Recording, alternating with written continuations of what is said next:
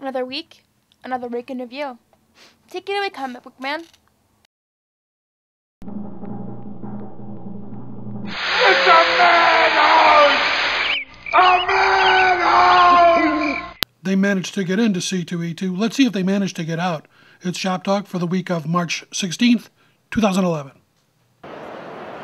Hey folks, how you doing? Comic Book Man here. Welcome once again to my video outhouse. It's time for Week in Review Shop Talk. And this time we're coming from, guess where? That's right, we're coming from C2E2, and joining me, as always, Bo. Hi, boys and girls. How are you? Bo's here, and we're going to do Shop Talk Week in Review for the week of March the 16th, 2011. What's the big story for this week? C2E2's the big story. It's all over the place. It was either the Sun-Times. Yes, it was. It was on the front page of Sun-Times on Friday. It's amazing. So what do you think of the con so far? You know, new space, but it still looks kind of cool. Yeah. Look, RSL is a little, not bad. A lot of people back there. Yeah. Most of the company showed up, except for Image. Yeah, the Image doesn't seem to be here, and of course Top Cow either. No, neither one of them showed up. But, you know, the fine folks in Avatar here, the DC people are here, and the Marvel people are here, which is more than we can say for Wizard. The attendance, we're here on Saturday. The attendance seems to be about double what it was their Saturday last year. They're in a different space, still in McCormick Place, but they're McCormick Place West. Where were they at last year? They were in the other pavilion, but this seems to be a lot easier to get to than the other place. Yeah, this was a lot easier to get to. And anyway, the con's doing real well. The con's doing real well from what we can see of it, and everybody seems happy. The C2E2 folks, we talked to them downstairs, they're very happy with the attendance. It's bigger this year than it was last year, which is what they were shooting for. So I guess they'll be back yet again next year. Well, yes, they'll probably announce a new date for their return for next year, probably tomorrow. Probably. Okay. And now, as far as news goes, because this is Week in Review, we're going to look at the news and talk a little bit about it. The comic book story for this week was Sailor Moon returns. That's right, girls. Sailor Moon is back. Sailor Moon's been out of print in the United States now for a couple of years. Kodansha USA announced that they're returning the Sailor Moon manga series, which has been out of print now for 6 years, like I said, in North America, in brand new deluxe editions of the manga. It's going to be released starting this coming September with a 2-volume sequel entitled Codename Sailor 5, or Sailor V, Roman numeral 5. And this has never been published in the United States before. Sailor Moon was around before. I used to sell the heck out of it V, at the store. does it involve lizards? No, it doesn't involve lizards. It doesn't involve lizards. Back when Sailor Moon was first out, I sold the heck out of it back in around 2000, late 90s, early part of 2000, and then it went out of print. Now it's coming back again, so I'm looking forward to that. It was the first shoujo manga hit in the North American market, so girls, Sailor Moon's a big deal. If you've never read it because it hasn't been around, get yourselves ready, it's coming out. The new Sailor Moon editions will follow the format of the 2003 Japanese re-release, which the original 18 volumes are being compressed down to 12. Same story, they're just putting more story in each volume. Bigger books? To knock it down from 18 to 12 volumes. They're covering the main storyline plus the 2 volumes collecting Sailor Moon short stories. So look for short stories in there too. Great. I don't care about Sailor Moon. Although the trade seems like something that would keep a table balance. If you had one leg a little shorter than the other, these new trades would be perfect. She speaks very highly of you, Bo. Yeah, she speaks very highly of you, Bo. Each volume will contain new cover art, retouched interior art, dialogue, plus extensive bonus material. It's going to have all sorts of good stuff in it. Like I said, the new series is going to be starting in September. Bo, do you want me to put that on your pull list? I'm not a girl, no. You know, Well, you could still read it. I'm not a girl, I don't care. with borders full enough, you think the timing on that's a little sketchy? No, that'll be fine. Yeah, I think they'll do okay. They won't. I don't think they're going to move as many units as they would have a year ago. But then again, you know, Borders didn't pay for the last bunch of stuff they got, so I think it'd probably be a wash for them. They're probably better off, actually. So Sailor Moon couldn't have saved Borders. No, it wouldn't save them at all. Maybe throw them further into problems. Speaking of women trouble, our next story up involves media news and Wonder Woman. The Wonder Woman costume was finally revealed this week. They're shooting the Wonder Woman pilot as we speak, right now, right this minute. And the costume is, it's a big surprise. Who designed the costume, Bo? Jim Lee. Jim Lee. Have you been buying the Wonder Woman? Looks like the Jim Lee costume. Yes, it looks just like the Jim Lee costume, right down to the blue pants. For those of you who haven't been reading the Jim Lee comic, Jim Lee, the man who created Wildstorm Comics, was brought in to redesign Wonder Woman's costume for the new series that was storyline, I should say, that started with issue 600. Yeah, something like that. Yeah, 600. And Straczynski was the art writer on that. He's gone now, but they're continuing He's still that working story. on his outline. He's still got a couple issues left of that outline he gave. That's right. He went on to do Earth 1 books for DC. But they're continuing with that storyline. Of course, they're continuing with that costume. The costume itself, she's wearing, like I said, blue pants, blue boots to go with the blue pants. She's still got the tiara. She still has the bracelets, although the bracelets are bigger than they were before. And the eagle is back. Right there. Are you glad Eagle Tits is back? Yeah, sure. For those of you who think that I'm being just horribly sexist, Eagle Tits was Wonder Woman's loving name that she was given throughout the 50s, the 60s, the 70s, and right up to about 1981, I think, when they changed her costume and put the double W in place of the eagle. Everybody referred to her as Eagle Tits. Hey, what are you doing in Eagle Tits this week? Artists and writers and everybody in the DC office, but they got rid of the Eagle Tits because it was Eagle Tits, and they put the 2 W's on there. That's the symbol she's had ever since then, and now, as a great step backwards... It's back. So let me get. So I'm assuming that'll be happening in the comic as well. Well, if the pilot gets picked up by NBC, they will. Yeah. If the pilot doesn't get picked up, it won't matter. Well, in the Jim Lee costume, does she have the W or the eagle? I don't remember. I think it's eagle. New drinking game. Every time Comic Book Man says Eagle Tits. Eagle Tits? What? Eagle Tits? What? Eagle Tits? Eagle Tits? Eagle Tits? Anyway, look, the pilot, like I said, is being shot right now. Of course, it's coming from David E. Kelly. Look for it sometime this fall. It still doesn't have any. NBC's picking it up, NBC, right? Well, no, NBC's not picking up anything. You won't know that till May. So if it doesn't get picked up, I'm assuming they'll burn off the pilot because they paid for it, and you'll never hear from it ever again. So here, we'll see. If the pilot gets picked up, we'll see the series, and if it doesn't, you'll see it as a movie of the week or something somewhere. Buried in the middle of summer. Okay.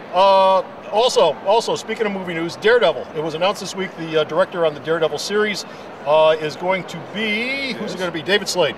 30 Days a Night. He also directed Twilight Saga Eclipse and Hard Candy. So he's someone who's actually worked in the milieu of comics type stuff. They're going to be adapting the Born Again storyline, which Frank Miller and... David Mazzucchelli did way back in the 80s? 1986.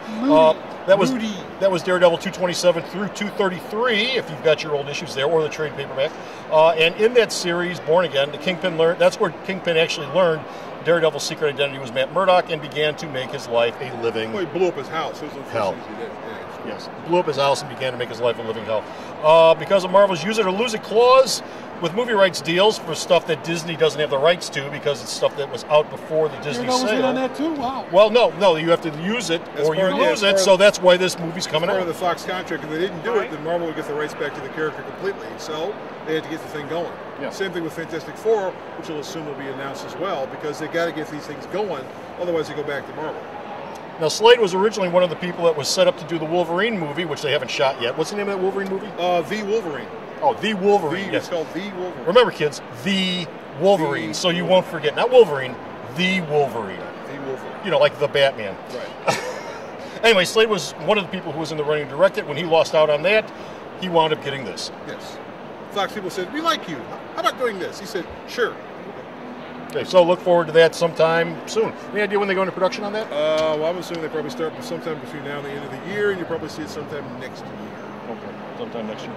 And finally, we've got some wrestling and MMA news. Superstars. Have you been watching Superstars on WGN? Well, not here you haven't, because nobody runs it. WGN America, which is locally based in the Tribune Company based in Chicago. You can't see the show here, but this is where the show's being made. This is the company who bought it. But WGN made the announcement they're canceling the show. The last show will be April the 7th, which is a week after WrestleMania. They haven't explained why they canceled it. It just did. So if you're a wrestler and you were working on Superstars, you may be getting cut after WrestleMania, because if you're not on Superstars, there's really no reason for you to be on the roster except for maybe the fact that they want to show stuff in the European market. So some of these people may be hanging around. Okay. Some of them. Some of them. Yeah, I heard some movie news this morning if you want it. What? You might have the bomb of the aughts. Yes. Mars Needs Moms. Yes. Yes, Mars Needs Moms. $125 million budget. Opening week, $6 million. Yeah, really? So far, it would be considered the bomb of the year. The bomb of the year. So Mom Needs Mars, $125 million to make, $6 million so far in take home. And they said it won't be playing past this week. Which won't even cover the catering thing. They said it won't even the advertising budget. Right. Who made that? That was Disney or was it Fox? Disney. Oh, they got deep pockets. They're going to need them. This is going to be a big boom. That's not Pixar. No, it's not Pixar. No, it's not Pixar. Pixar's record still clean. Yes. Disney, Pixar's separate. Okay. Last story we have is an MMA story. Bo, you take it because I love MMA news. Well, tonight, as we're taping this, you're going to have a fight between John Jones and Mauricio Shogun Rua at UFC 128. Okay, the winner of that fight will be fighting Rashad Evans. Now, if John Jones wins the fight, which UFC is hoping for because they've been pimping John Jones, is a big deal, he will have to fight his teammate Rashad Evans. and they said they would never, ever, under any circumstances, fight each other. Dana White said, "Screw that! If you win, you're fighting him. No questions asked. This is your next opponent." The biggest problem is that Greg Jackson, he would be in one of the corners or the other corner. So Greg Jackson, their trainer, says if they have to fight each other, I'm just going to stay out of it. I'm not even going to show up, and I'm not going to help them train. I'm just going to sit over on the side and let you guys beat each other up. But White says you are going to fight each other. Screw this teammate fight. I heard it be with pillows. Well, it may be with pillows, maybe with a whole bunch of stuff. And it's a strong possibility that Jones is going to lose this fight, although they're pipping him a lot because Ruiz is a pretty good fighter, and Jones is an up-and-comer. But if it happens, Jones and Evans got to fight. Well, that doesn't sound like a very fair fight to me.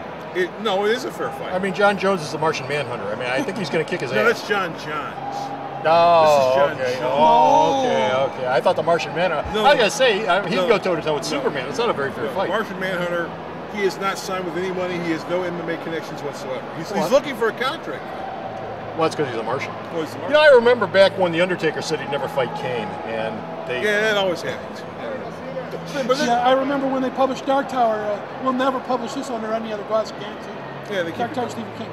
Lied to you. Never say They lied. Never say never. And that's it. We're done with Fish Round here. We've got no more Week in Review Shop Talk, but you can go to the store's website and check out all the Week in Review Shop Talks that we do from back at the store, not at C2E2. But you can we're going to do the next one here, even though they won't be here. Yeah, we're coming in next week when they break in when they have the cosmetics show. We're going to be here Leave the banner. Right, we'll leave the banner somewhere. And where's the store's website at? Bo, where's the store's Sarah website? knows where all this stuff is.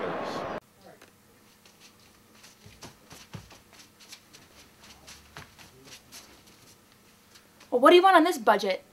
www.myalternatereality.com. So go to the store's website, check out all of his news that he sends me that I post up. And until next time, this is Comic Book Man. And this is Bo. We're official members of the press. That's right, we are. We're official members. Don't tell anybody. Don't. Shh. Jimmy Olsen. We hustled our way in here. We told him we were a news show. There's 3 guys tied up in the closet. Yeah, 3 guys tied up. From WGN. News. Say it. Bye! Alternate Reality is located at 3149 West 111th Street. That's the intersection of 111th and Kedzie in Chicago, the beautiful downtown Mount Greenwood neighborhood. You can always reach us at 773-881-HERO or at the store's website, www.myalternatereality.com. The Video Outhouse is brought to you by some of the finest people willing to work for free. This is a list of some of them.